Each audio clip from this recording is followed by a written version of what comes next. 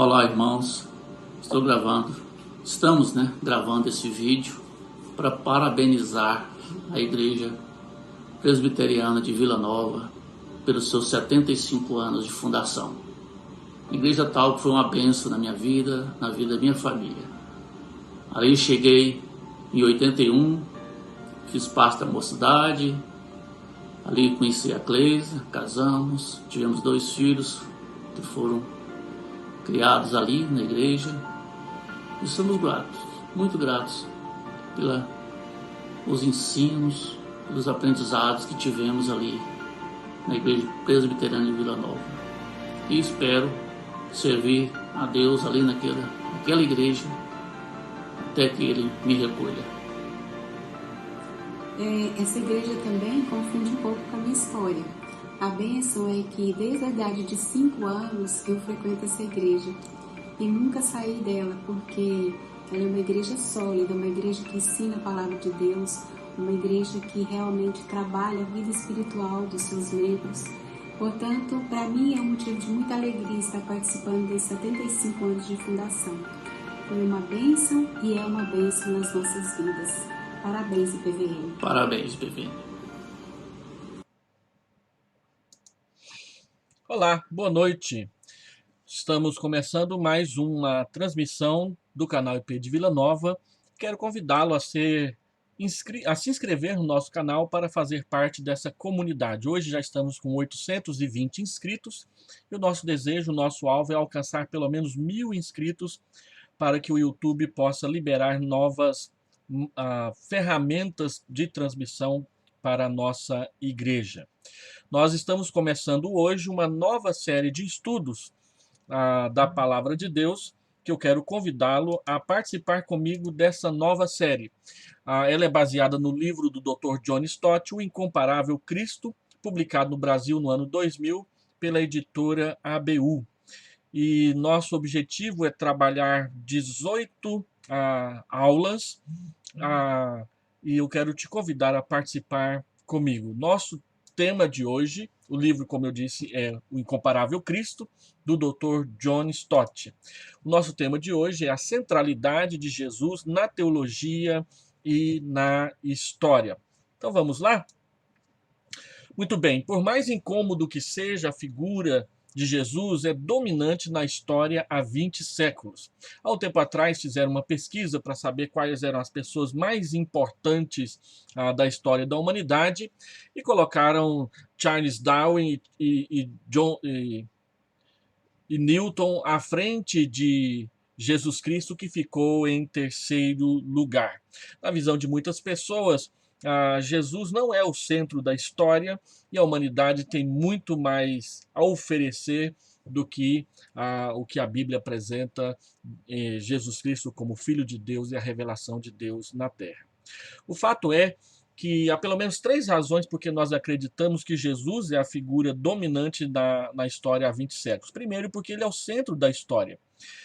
No ano 2000, a população do mundo estava estimada em 7 bilhões de habitantes. Hoje já se fala em era 6 bilhões de habitantes. Hoje já se fala em mais de 7 bilhões de habitantes. Naquela época, 1,7 bilhões eram cristãos, ou seja, 28% da população mundial se declarava publicamente como cristã. Segundo, porque Jesus ele é o eixo das Escrituras. Ele diz: examinais as Escrituras, porque julgais ter nelas a vida eterna, e são elas mesmas que testificam de mim. João capítulo 5, versículo 39. Erasmo de Roterdã, um católico do período da Reforma, um humanista, ele que participou do Renascimento, do movimento renascentista, ele disse o seguinte: a Bíblia vos dará Cristo numa proximidade tão estreita que ele vos seria menos visível caso se postasse diante dos vossos olhos.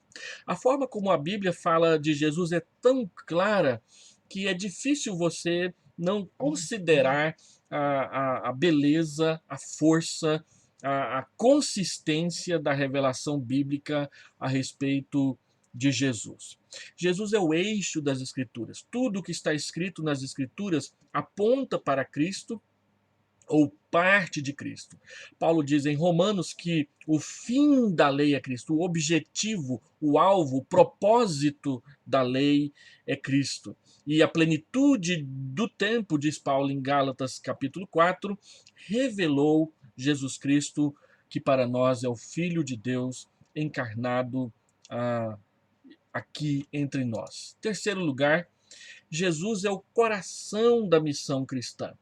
A pergunta é a seguinte: o que impele os missionários? É Cristo. Qual é o segredo da conversão das pessoas ao cristianismo? É Cristo. Não é a igreja, não é a localização geográfica, não é o carismatismo da liderança, não é a força da comunidade. Tudo isso é bom, tudo isso faz parte da vida cristã, mas a igreja, a comunidade, o cristianismo não seria nada sem a pessoa cativante e divino-humana do Senhor Jesus Cristo. Ele é o coração da missão cristã. Tudo o que se faz numa igreja bíblica, numa igreja séria, numa igreja comprometida com o Senhor Jesus, de um encontro de casais a uma cerimônia de batismo, da celebração da ceia a um casamento cristão, de um acampamento a uma conferência missionária, tudo é feito para que as pessoas conheçam Jesus, conheçam a Jesus Cristo.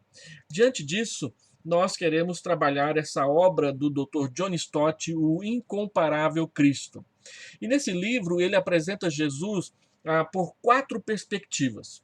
Primeiro, ele fala do Jesus original, aquele que a gente lê na Bíblia, no Antigo Testamento e mais precisamente no Novo Testamento, nos Evangelhos, nas Epístolas e no Apocalipse. Nós vamos andar nessa nova série de estudo bíblico falando a respeito do que o Novo Testamento fala a respeito de Jesus.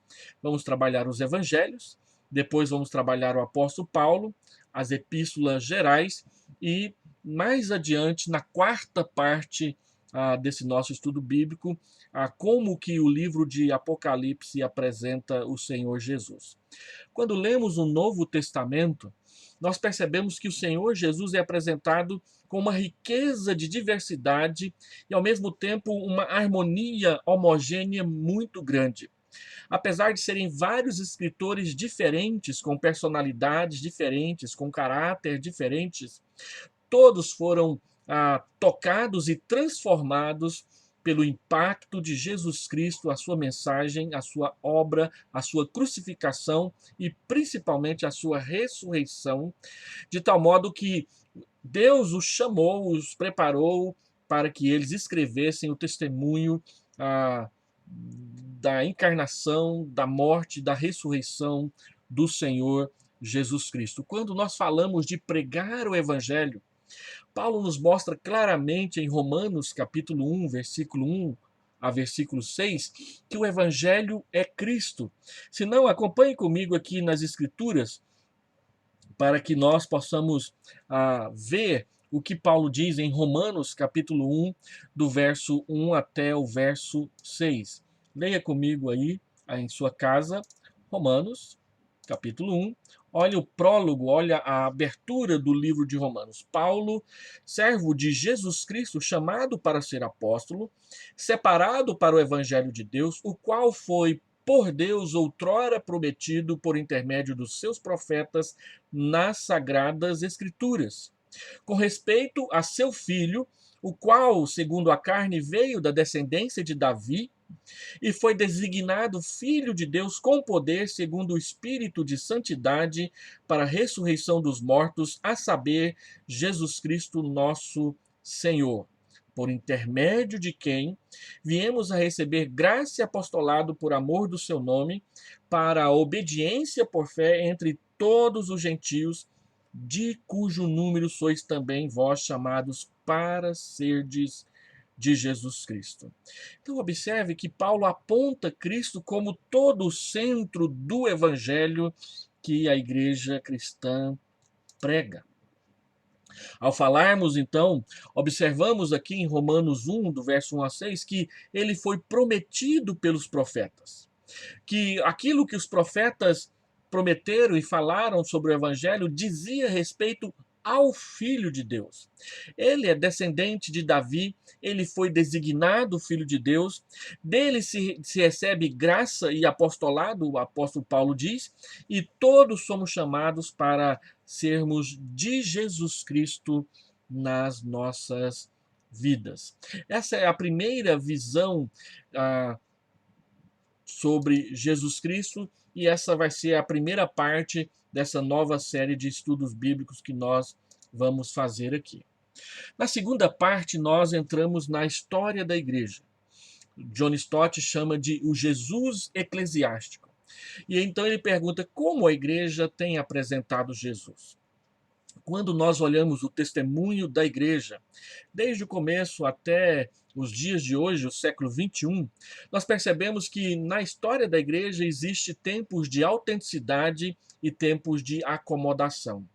Muitas vezes a igreja prega o evangelho com vigor, com zelo e com fervor e com fidelidade à revelação das escrituras. Mas em outras partes, em outros momentos, a igreja perde o fio da meada e tenta tornar Cristo aceitável, palatável, compreensível às pessoas da sua época, e acabam perdendo de vista o cerne, a essência da revelação bíblica. Então, John Stott se propõe, ao falar de autenticidade e acomodação no testemunho da igreja, mostrar o impacto de Jesus na vida de alguns personagens históricos e em alguns momentos da história da igreja. Primeiro, Justino Mártir, por volta do ano 150, vai dizer que Jesus é o cumprimento completo. Os primeiros concílios da igreja, Nicéia, Constantinopla, Éfeso e Calcedônia, mostram para nós que Jesus é o Deus-homem singular. E nós vamos tratar sobre isso num dos nossos estudos. Ele é o monge perfeito na visão de Bento de Núrcia, que criou a ordem dos beneditinos. Ele é o devedor feudal que assume a nossa dívida de pecado para com Deus. E quem fala sobre isso é Anselmo de Cantuária, ali por volta da virada do primeiro milênio, quando ele expôs a sua tese sobre a expiação de Jesus Cristo na cruz como um pagamento do preço dos nossos pecados, que é o que nós presbiterianos seguimos na visão que Calvino elaborou e aprofundou desse ponto de vista de Anselmo de Cantuária. Ele é o noivo celestial na visão de Bernardo de Claraval. Ele é o exemplo ético que nós precisamos aprender a seguir, porque ele é modelo para nós na visão daquele livro A Imitação de Cristo, de Thomas A. Kempis. Ele é o salvador gracioso no testemunho de Martinho Lutero, e ele é o mestre humano, já numa visão liberal de Jesus Cristo, de Ernest Renan e Thomas Jefferson. O primeiro é um liberal, o segundo é um deísta. Ele é a vítima trágica na visão do missionário John Mackay. Ele é o libertador social na visão do teólogo Gustavo Gutierrez.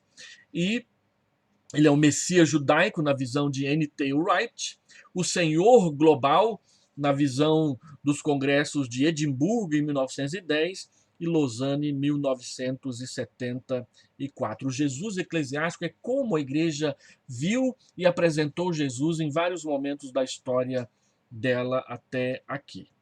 No terceiro momento, nós queremos trabalhar sobre aquilo que John Stott chama de o Jesus influente. Como que a vida humana, a encarnação de Jesus inspirou e continua inspirando pessoas a uma dedicação exclusiva a Jesus Cristo. Como ele e a sua história, a sua encarnação nos desafia a cada um de nós. E essa é uma das partes mais interessantes desse livro, porque ele trabalha o impacto de Jesus que mudou e transformou a vida de algumas pessoas. Primeiro, ele é o rei pobre que desafia a pobreza na visão de Francisco de Assis. Ele é o carpinteiro que enfrenta o trabalho braçal com dignidade na visão de George Lansbury. Ele mostra a compaixão que toca os intocáveis. E é interessantíssimo o exemplo do padre Damião, em como que e Padre Damião se dedicou principalmente a leprosos na sua carreira ministerial, como que Jesus, tocando leprosos, inspirou, desafiou e impactou pessoas a dedicarem-se àqueles a quem ninguém quer tocar. E o que faz essas pessoas fazerem isso é exatamente ver que Jesus fez. E também o Wellesley Bailey, que é um cidadão que muitos não conhecem, nós vamos apresentar. Ele, aquele que oferece a outra face, não resiste, na visão de Tolstói, Mahatma Gandhi e do reverendo Martin Luther King, já na metade do século XX. Ele é aquele que ama as crianças, na visão de Thomas Barnardo.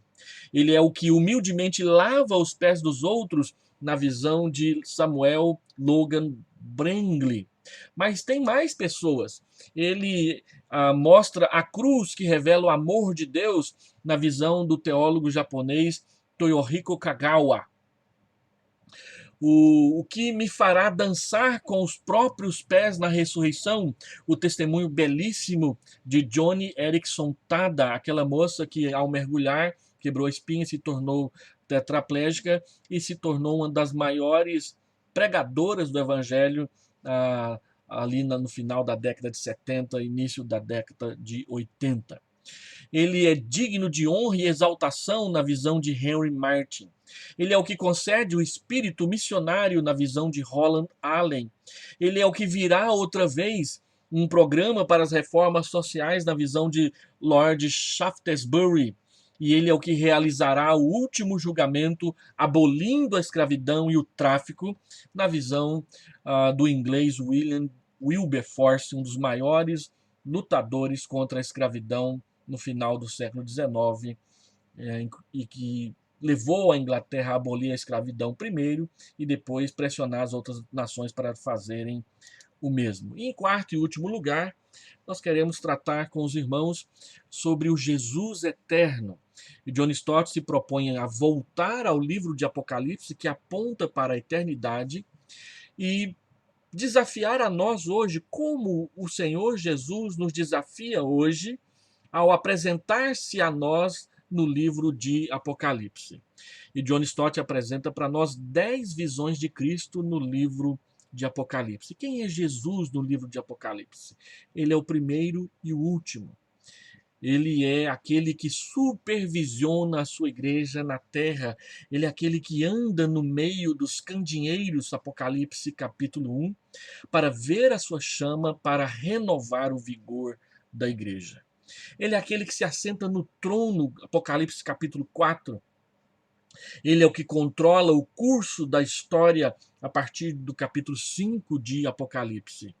Ele chama o mundo ao arrependimento, à visão das taças e dos selos. Ele é o que vence o diabo e os seus aliados a partir do capítulo 13 até na entrada do capítulo 19 e 20. Ele é aquele que reúne o seu povo no Monte Sião. Ele é aquele que virá como um ladrão na noite. Ele é aquele que triunfa montado num cavalo branco e que tem na sua coxa escrito Rei dos Reis, Senhor dos Senhores. E ele é aquele que virá como um noivo buscar a sua noiva, Apocalipse capítulo 22. É interessante observar que a história bíblica começa com o casamento Adão e Eva e termina com outro casamento, a igreja e o seu Cristo. Ao olharmos ao Senhor Jesus nessas 4 perspectivas, nós queremos mostrar a sua centralidade tanto na história quanto na teologia. No final do século XIX e início do século XX, a igreja e o mundo foi abalado pela questão de quem é Jesus. E em 1906 foi publicado um livro famosíssimo chamado Em Busca do Jesus Histórico, de Albert Schweitzer, que era um médico na África, e ele então se propôs a falar de Jesus, e ele apresenta Jesus como um Messias escatológico que veio para libertar pessoas. Depois, no final da Segunda Guerra Mundial, em 1953, Ernest Käsemann, ele fala do problema do Jesus histórico. Rudolf Bultmann chegou à conclusão, num dos seus livros, que era impossível conhecer Jesus e que pela leitura da Bíblia não dava para fazer isso. O que Bultmann fez foi afastar as pessoas do Evangelho e depois, então, falar de Jesus e ainda mais falar da historicidade de Jesus virou para os teólogos e para os intelectuais um problema, porque as pessoas já não criam mais em milagres, não criam mais em revelação, não criam mais em encarnação do divino humano Deus. E agora, já em 1980 para cá, tenta-se reconstruir Jesus numa perspectiva puramente humana e histórica. Então, o que se discutia há 40 anos atrás é o judeu Jesus histórico, aquele homem que viveu na Judéia, aquele sábio que serviu as pessoas, aquele camarada que é um exemplo para nós, mas que não é Deus, que não é Salvador, que não trata com os nossos pecados de forma alguma. E olhando para o mundo e a sua ansiedade em tentar entender Jesus, mas nunca aceitar o que a Bíblia diz a respeito dele, as nossas convicções precisam ser reafirmadas convictamente e com confiança. Primeiro, que os escritores bíblicos, eles eram sim historiadores, evangelistas e teólogos pregando o evangelho. As pessoas falam de buscar o Jesus histórico. Nos canais pagos da televisão você encontra lá os proscritos da Bíblia, uma outra versão das Escrituras, mas ouvir e atentar para o que a Bíblia diz de forma nenhuma. É preferível inventar histórias para que as pessoas acreditem. Mas nós cremos, ensinamos que, primeiro, os escritores da Bíblia, eles eram historiadores. Eles falam a respeito de algo que aconteceu na história. Lucas diz no seu evangelho que ele fez uma acurada investigação e Pedro arremata essa questão dizendo que o que ele escreveu não era fábula engenhosamente inventada, mas era o testemunho daquilo que ele presenciou como testemunho ocular no que dizia respeito à morte e à ressurreição de Jesus Cristo. Os escritores do Novo Testamento eram evangelistas, eles estavam apresentando Jesus para que as pessoas se arrependessem dos seus pecados e entregassem a direção das suas vidas ao Senhor, o meio salvador. E eles eram teólogos, porque eles estudavam as escrituras do Antigo Testamento e eles perceberam, pela ação do Espírito Santo na vida deles, o quanto o Antigo Testamento apontava para o Messias que ia chegar, e nós cremos que ele chegou na pessoa de Jesus de Nazaré. Segundo, nós precisamos reafirmar convictamente o processo da inspiração divina, ele não sufocou a personalidade dos autores humanos das Escrituras. Pelo contrário, nós temos um livro que é divino, mas que espelha a humanidade das pessoas que escreveram e que viveram todos os acontecimentos da revelação de Deus a nós. É possível diferenciar Pedro de Paulo, Judas de Tiago e esses dois de João, por causa dos estilos diferentes, da linguagem diferente, mas todos voltados na mesma direção, que é falar de Jesus. E terceiro, nós queremos, com essa série de estudos bíblicos, juntamente com o Dr. John Stott, mostrar que o Espírito Santo selecionou, moldou, preparou e capacitou autores bíblicos humanos para comunicar a mensagem do Evangelho através deles. Essa é a nossa fé, esse é o nosso testemunho. E eu gostaria de terminar esse estudo introdutório dizendo o seguinte: primeiro, nós precisamos conhecer a Cristo pela leitura atenta das Escrituras. O melhor lugar para se conhecer Jesus é lendo a Bíblia, meditando nela, pensando sobre o que o Senhor Deus revelou para nós ali. Não é uma leitura desleixada, mas é uma leitura atenta, é uma leitura comprometida, é uma leitura sistemática, é uma leitura proativa, que tem sim o interesse de conhecer o Deus que a Bíblia revela nas suas páginas. E graça de Deus, Ele nos encontrará e trará suas promessas e suas bênçãos sobre as nossas vidas, nos convocando e nos convidando para andar consigo. Segundo, nós precisamos testemunhar o impacto de Cristo na nossa própria experiência pessoal. Qual é o impacto de Jesus na sua vida, meu irmão, minha irmã? Qual foi a transformação? Qual que é o eixo de transformação que o Senhor Jesus está fazendo com você? Nós vamos estudar aqui nos próximos meses alguns personagens históricos que tiveram contato com Jesus, não com o Jesus físico, mas com o Jesus apresentado nas Escrituras, e foram sim tocados, foram transformados, foram impactados de tal forma que as suas vidas nunca mais foram as mesmas. E é isso que precisa acontecer com você que é cristão e diz que ama Jesus Cristo. Se comprometer completamente com este homem, este Senhor, o incomparável Cristo. E terceiro, nós precisamos ser fiéis à mensagem do Evangelho de Cristo para que o mundo conheça Cristo e seja salvo por ele. Não um Cristo inventado que nos agrada, mas o Cristo verdadeiro que padeceu numa cruz sem ter vergonha de nós e se levantou vitorioso na manhã da Páscoa da ressurreição e foi assunto ao céu para se assentar no trono do Pai à direita da sua majestade. Você é meu convidado para passarmos uma hora nas quartas-feiras, às 19h30, pensando, falando, conversando, estudando o que a Bíblia e a história mostrou para nós a respeito de Jesus Cristo. Que Deus te abençoe. Deixa eu fazer uma oração. Pai, abençoa cada irmão, cada irmã, cada pessoa que assistirá esse vídeo e aqueles que farão parte dessa nova série sobre o incomparável Cristo. Abençoa-nos, dá-nos lucidez, sensatez, sabedoria para falar de Jesus como quem o conhece e está conhecendo dia a dia. Que seja testemunho da tua graça na nossa vida. É a oração que eu faço em nome de Jesus. Amém.